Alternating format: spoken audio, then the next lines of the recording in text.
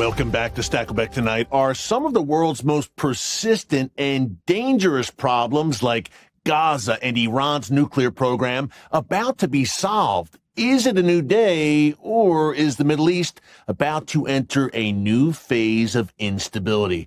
No one knows that troubled region better than Jonathan Schanzer. He's executive director at the Foundation for Defense of Democracies in Washington, D.C., and he joins us from D.C. now. John, always great to see you. Hey, the big talk right now, obviously, is this Gaza relocation proposal of President Trump.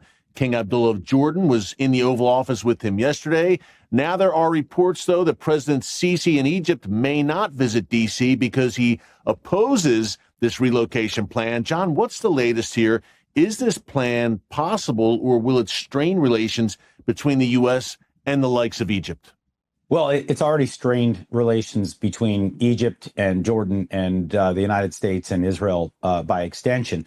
But I think we need to be clear. This isn't a plan. It's a notion. It's an idea. It's the beginning of a conversation that has to happen. This is a longstanding, sclerotic, ossified view held by the Arab world that Palestinians need to stay in territory that was earmarked for the Palestinian National Project, that no one can leave, and that effectively these people are imprisoned by the rest of the Arab world that is cheering them on to defeat Israel when that just simply won't happen. There is no answer other than to probably walk away from Gaza for a time, let it be reconstructed, and then let Palestinians figure out whether they want to live there or not. But in the meantime, what we have is Jordan digging in. I think they're taking probably a little bit more of a conciliatory tone than the Egyptians. At least King Abdullah came out the other day and said, well, we'll take in 2,000 Palestinian children who are sick or hospitalized. That was a small concession on the part of the Hashemite kingdom. But Egypt digging in and saying that they won't even send their president to meet with the president of the United States, that is a strong statement that is not likely to go over well here with the Trump administration. Yeah, very interesting. And John, you and I were talking off camera about, look, Hamas hostage releases. Hamas is saying they may not release some of the hostages over the weekend. President Trump saying you better release them. And you and I were talking off camera, and you said, look, people need to fasten their seatbelts. We could see hostilities break out again in the region in a major way. Yeah, we can. And, look, what we've already seen is that Hamas says, we're not going to be bullied by the United States. Of course, they're the ones who, killed 1,200 people and took 254 people hostage. I think we know who the bullies are. But they're saying they won't be pushed around by the U.S., and they've already turned off their cell phones. They don't want to be tracked by Israeli intelligence, and they're preparing for another round of fighting as we speak. The Houthis in Yemen have said that they are willing and ready to go back to battle with Israel. That means the firing of ballistic missiles made in Iran, fired at Israel from long distances. That may happen if the war ramps back up in Gaza. And don't forget that Hezbollah, they lost like 2/3 of their arsenal. That's the good news. They had about 150 to 180,000 projectiles. So about 100,000 of those have been destroyed because the Israeli military took them out. But they still have 50 or 60,000 projectiles. They can shoot at Israel if they want to from northern Lebanon. And that doesn't even get into what's going on in Iraq. They got these Shiite militias that could fire missiles at Israel or American servicemen, as they've done in the past. And we just don't even know what the new regime in Syria will do if war re-erupts. This new leader, Abu Muhammad al-Jolani, former al-Qaeda, right, says that he doesn't have a beef with Israel, but he's al-Qaeda at the end of the day. So when I look out at the region right now, if we see this war kick back into high gear, there is the potential for that multi-front scenario that we were watching just a few short months ago. We all tend to, I think, forget that Iran still has the ability to direct a lot of military traffic at Israel's way. Yeah, and they are obviously the head of the snake, John. That is their ring of fire. They've funded, built up, supported, that surrounds Israel, which you just laid out. By the way, Ayatollah Khamenei, Iran's supreme leader, said earlier today that Iran should continue to build up its ballistic missile program. John, about a minute left before the break, then we will bring you right back. It seems that Iran hasn't gotten the memo. As you said, Hezbollah smashed to a large degree, still dangerous, of course. Hamas in a very tough spot. The Houthis Assad gone in exile in Moscow, but Iran seems undeterred, even though, by the way, their air defenses were destroyed by Israel not so long ago.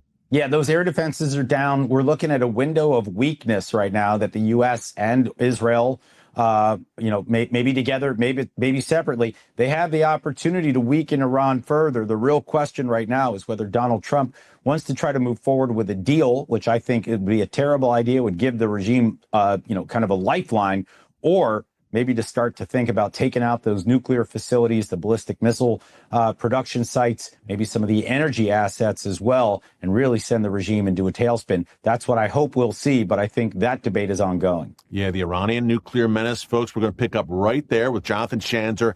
After the break, what comes next? Some people describe this Iranian nuclear program as the Cuban Missile Crisis in slow motion, but is this the year of reckoning for the Ayatollahs? More with Jonathan Schanzer after the break. Stick around.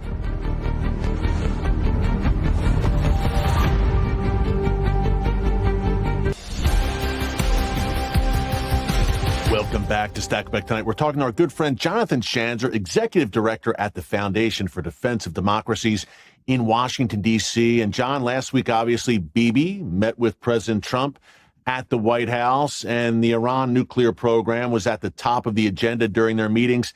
Anything you're hearing about that meeting, are we further here towards a military solution, or, as you mentioned before the break, is President Trump kind of fixated on some sort of grand bargain with the mullahs?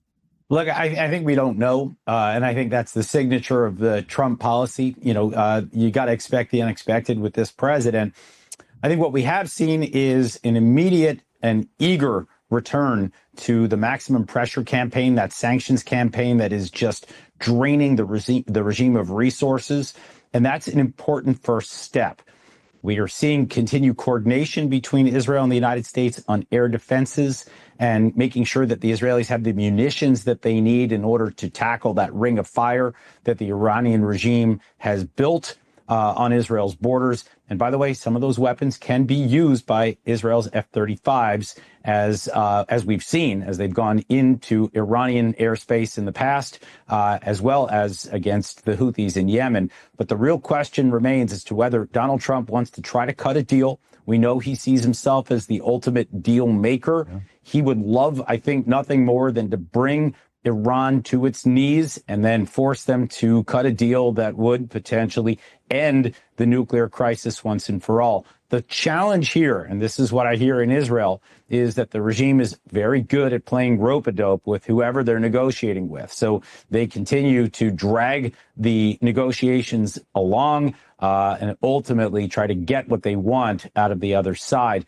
I don't know if Donald Trump would fall for that sort of stuff, but of course, we know that this is what the regime has done with the likes of the Obama administration, Biden administration. We don't want to see it happen here. Yeah, they're the dirtiest players in the game, needless to say, John. And two other regimes that I hope we may see held accountable soon, Turkey and Qatar. Now, John, you've been sounding the alarm about these two regimes for a long time. You've said, look, these are state sponsors of terrorism, harboring, supporting Hamas. What's the latest there with Turkey, Qatar, their support of Hamas, and how do they factor into any sort of future for Gaza, if at all? Look, these two countries continue to run interference for Hamas. And I mean, no one does it more than the Qataris. They continue to play the role of arsonist and firefighter. They've been supporting Hamas financially. They give them a headquarters. And at the same time, they're out there trying to negotiate purportedly on behalf of the United States and Israel to get the release of these hostages. They have not done their job. I think that is clear to see. And I think the real question facing the president right now is whether we let this insane arrangement continue. I would love to see the Trump administration begin to come down on the Qataris like a ton of bricks, make them force the Hamas leadership out of Qatar, force them to cut off funding to Qatar, and really force them to dial back on all the support they provide to al-Qaeda, the Taliban, the new regime in Syria. And actually, when we talk about that regime in Syria, there is one address for everything that happens right now under the HTS or Hayat Tahrir al-Sham government, and that is Turkey. Turkey is, you see the personnel crawling all over Syria right now. The lira, their currency, is what is used, and that is how you buy things in the central kind of population centers of Syria. The Turks can bring this government to heel and should be held responsible for the al-Qaeda government that's there, the Hamas government, such as it is, as it's unraveling in the Gaza Strip. Also, the Turks have a significant amount of influence there.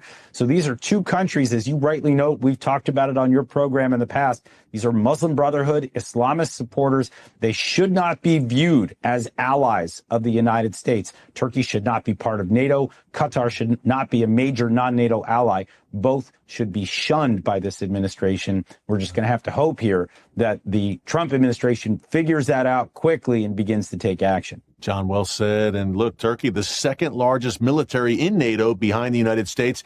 John, about 30 seconds left. How concerned should Israel be about Turkey setting up shop in a major way in Syria at Israel's doorstep? Look, they're worried. They're looking on. They know that al-Qaeda doesn't change its spots, right? So they know that they now have an al-Qaeda regime on their doorstep. They're watching carefully. They're learning very quickly. They got to get up to speed because they were so focused on Iran. But I would expect a pivot in terms of intelligence collection and focus politically on what's going on over there in Syria. Wow, the Middle East never sleeps. Thank God we have Jonathan Schanzer keeping a very close eye on it for us. Folks, follow him on X, across social media, and at FD.